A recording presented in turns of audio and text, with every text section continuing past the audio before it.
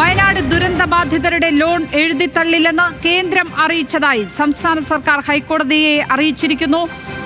Moratorium മാത്രമാണുള്ളതെന്ന് വ്യക്തമാക്കി എന്നും സർക്കാർ അറിയിച്ചിരിക്കുകയാണ്. വിവരങ്ങളുമായി ഷബ്ന സിയ ചേരുന്നു. ഷബ്ന, എന്തായാലും ദുരന്തബാധിതരുടെ വായ്പകൾ എഴുതിത്തള്ളുന്ന കാര്യത്തിൽ ഒരു വിട്ടുവീഴ്ചയ്ക്കും കേന്ദ്രം ഇല്ല എന്ന് സംസ്ഥാന സർക്കാരിനെ അറിയിച്ചിരിക്കുന്നു. ഇക്കാര്യമാണ് ഇപ്പോൾ കോടതിയെ അറിയിച്ചിരിക്കുന്നത്. കേന്ദ്രം അവരുടെ നിലപാടുകൾ എന്തൊക്കെയാണ് ഈ വിഷയത്തിൽ വ്യക്തമാക്കിയിരിക്കുന്നത്? എന്തൊക്കെയാണ് ഇന്ന് സംസ്ഥാന സർക്കാർ ഹൈക്കോടതിയെ അറിയിച്ചിരിക്കുന്നത്? ലക്ഷ്മി, വയനാട് ഉരുൾപൊട്ടൽ ദുരന്തവുമായി ബന്ധപ്പെട്ട് justice AK Jayasankaran Nambiar, justice S ഈശ്വരൻ എന്നിവരടങ്ങുന്ന ഡിവിഷൻ ബെഞ്ച് പരിഗണിക്കുന്ന ഹർജിയിലാണ് ഇന്നിപ്പോൾ ഈ സംസ്ഥാന സർക്കാർ ഇത്തരത്തിലൊരു കാര്യം അറിയിച്ചത്. വയനാട് ഉരുൾപൊട്ടൽ ദുരിതബാധിതരുടെ വായ്പകൾ എഴുതിത്തള്ളുന്ന കാര്യത്തിൽ സർക്കാർ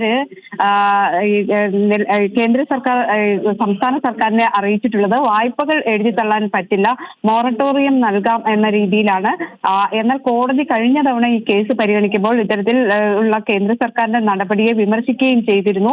വായ്പകൾക്ക് 1 വർഷത്തെ മൊറട്ടോറിയം നൽകി മുതലും പലിശയും പുനഃക്രമീകരിക്കാൻ തീരുമാനമായി എന്ന് കേന്ദ്ര സർക്കാർ കഴിഞ്ഞ പ്രാവശ്യം അറിയിക്കുകയും അതിൽ കോടതി അതൃപ്തി അറിയിക്കുകയും ചെയ്തതാണ്.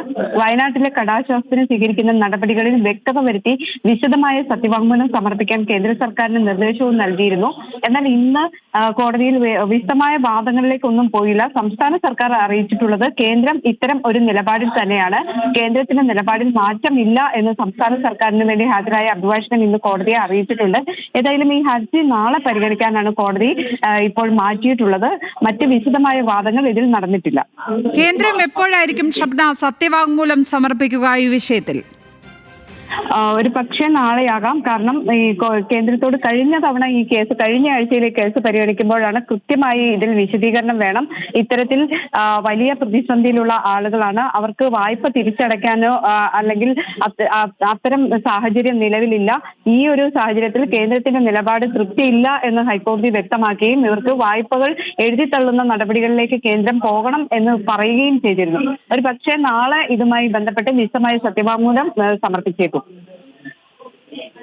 ഷബ്ന സിയാദാണ് ലീഗൽ ഡെസ്കിൽ നിന്നും വിവരങ്ങൾ പങ്കുവച്ചത്.